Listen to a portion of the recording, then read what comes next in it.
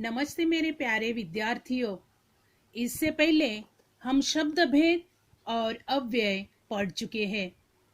आज से हम शुरू करने जा रहे हैं काल परिवर्तन। बच्चों ध्यान में रखें, काल परिवर्तन के अंतर्गत तुम्हारे प्रश्न पत्र में एक प्रश्न दिया जाएगा कि दिए गए वाक्यों को निर्देशित काल के अनुसार परिवर्तित करके लिखना है। 2 वाक्य लिखने हैं और हर एक वाक्य के लिए एक एक अंक दिया जाता है, यानी तीनों में से कोई भी 2 वाक्य तुम्हें लिखने हैं और इसके लिए कुल 2 अंक होंगे। तो बच्चों, इससे पहले हम देखेंगे काल की परिभाषा। काल की परिभाषा है, यानी काल किसे कहते हैं? क्रिया के जिस रूप से किसी कार्य के करने या होने के समय का बोध होता है उसे काल कहते हैं। उदाहरण जैसे गाता है, गाया, गाएगा आदि। तो बच्चों, हमने देखा कि काल किसे कहते हैं। काल के प्रकार भी हम देखने वाले हैं। तो काल के 3 प्रकार है: भूतकाल, भविष्यकाल, वर्तमान काल। तो इन तीनों प्रकारों के बाद हर एक प्रकार का सामान्य रूप आज हम देखने वाले हैं। सर्वप्रथम हम देखेंगे सामान्य वर्तमान काल, जिसकी परिभाषा है क्रिया के जिस रूप से यह ज्ञात हो कि कार्य बोलते या लिखते समय होता है उसे सामान्य वर्तमान काल कहते हैं। क्रिया के इस रूप से यह पता नहीं चलता कि क्रिया पूर्ण हुई अथवा अपूर्ण रही है। जैसे करामत लक्ष्मी को चारा देता है। दूसरा वाक्य है मोहल्ले वाले फुर्सत से आते हैं। इन 2 वाक्यों में देता है, आते हैं, यानी क्रिया पूर्ण हुई या पूर्ण हो रही है इसका पता नहीं चलता। इस प्रकार यह सामान्य वर्तमान काल कहा जाता है। दूसरा प्रकार हम देखेंगे सामान्य भूतकाल। सामान्य भूतकाल की परिभाषा है क्रिया के जिस रूप से यह ज्ञात होता है कि कार्य बोलते या लिखते समय समाप्त हुआ उसे सामान्य भूतकाल कहते हैं, यानी क्रिया बोलते या लिखते समय ही समाप्त हो जाती है। क्रिया के इस रूप से यह पता नहीं चलता कि क्रिया पूर्ण हुई अथवा अपूर्ण रही है। जैसे ऑफिस के बड़े बाबू आए, बच्चे खेलने लगे। सामान्य भूतकाल के शब्द यहाँ नजर आते हैं, आए, लगे, यानी इस रूप से पता नहीं चलता कि क्रिया पूर्ण हुई अथवा अपूर्ण रही। तीसरा प्रकार है सामान्य भविष्यकाल। सामान्य भविष्यकाल की परिभाषा है क्रिया के जिस रूप से यह मालूम होता है कि कार्य आने वाले समय में होगा उसे सामान्य भविष्यकाल कहते हैं। जैसे आज फिर कोई दुर्घटना होगी, लक्ष्मी को कुछ लोग खरीद लेंगे। इन 2 वाक्यों से पता चलता है कि कार्य आने वाले समय में पूरा होने वाला है, यानी इसे सामान्य भविष्यकाल कहा गया है।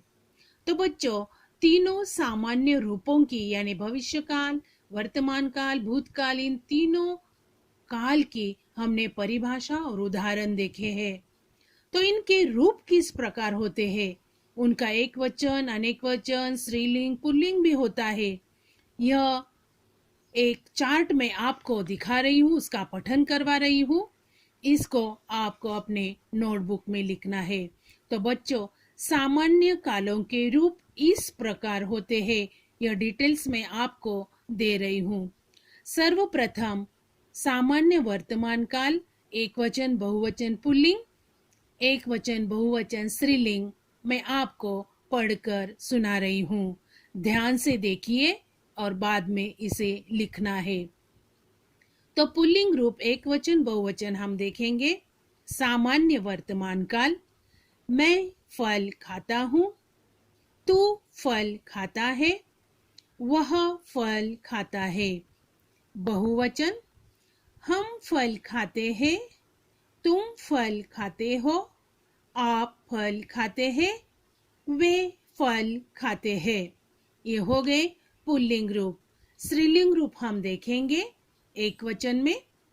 मैं फल खाती हूँ, तू फल खाती है, वह फल खाती है। बहुवचन में हम फल खाती हैं, तुम फल खाती हो, आप फल खाती है, वे फल खाती है।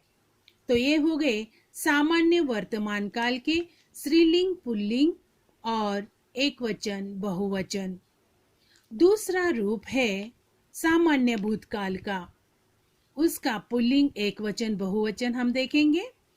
मैंने फल खाया, तूने फल खाया, उसने फल खाया।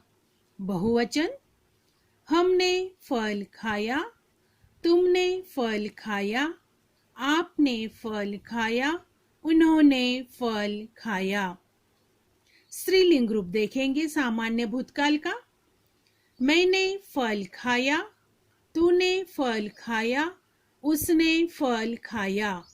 बहुवचन रूप उसका, हमने फल खाया, तुमने फल खाया, आपने फल खाया, उन्होंने फल खाया। तो इस प्रकार सामान्य भूतकाल का पुल्लिंग, स्त्रीलिंग, एक वचन, बहुवचन हमने देखा। तीसरा रूप है, तीसरा प्रकार है सामान्य भविष्यकाल। इसका पुल्लिंग, एक वचन, बहुवचन हम देखेंगे। मैं फल खाऊंगा, तू फल खाएगा, वह फल खाएगा। बहुवचन, हम फल खाएंगे, तुम फल खाओगे, आप फल खाएंगे, वे फल खाएंगे। सामान्य भविष्यकाल का स्त्रीलिंग, एक वचन। मैं फल खाऊंगी, तू फल खाएगी, वह फल खाएगी। स्त्रीलिंग, बहुवचन। हम फल खाएंगी, तुम फल खाओगी, आप फल खाएंगी, वे फल खाएंगी। तो बच्चों, यह सामान्य कालों के रूप इस प्रकार होते हैं। यह मैंने आपको पढ़कर सुनाया और मैंने चार्ट भी आपको सुनवाया है। तो यह परिभाषा, प्रकार, सामान्य रूप और यह चार्ट आपको देखकर अपनी नोटबुक में लिखना है। तो इस प्रकार आज के लिए इतना काफी। धन्यवाद।